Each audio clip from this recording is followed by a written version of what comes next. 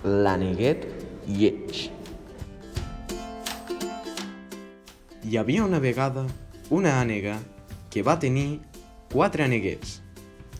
El que no s'esperaven era que l'últim fos diferent i fos un aneguet més lleig.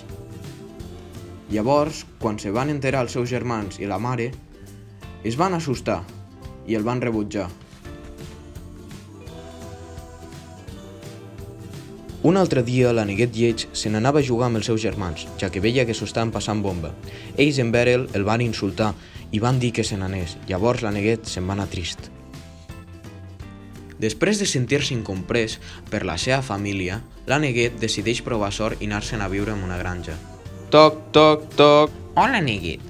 Vols vindre a viure aquí a la granja? Aquí cuidem molt bé dels aneguets.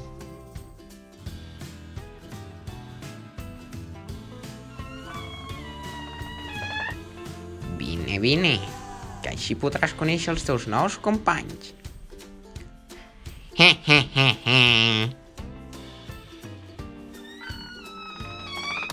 L'Aneguet fuig en adonar-se que el que volia fer la padrina era cuinar-lo.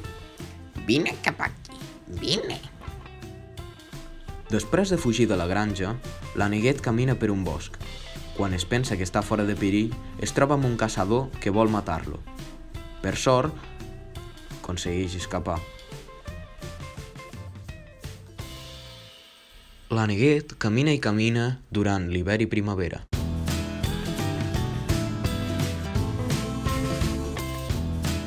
Ja s'acosta la calor.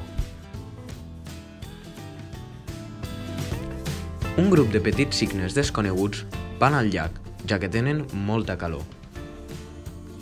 L'Aneguet lleig decideix afegir-s'hi, i en veure la mirada dels altres cignes i el reflex de l'aigua s'adona que s'ha convertit en un majestuós cigne.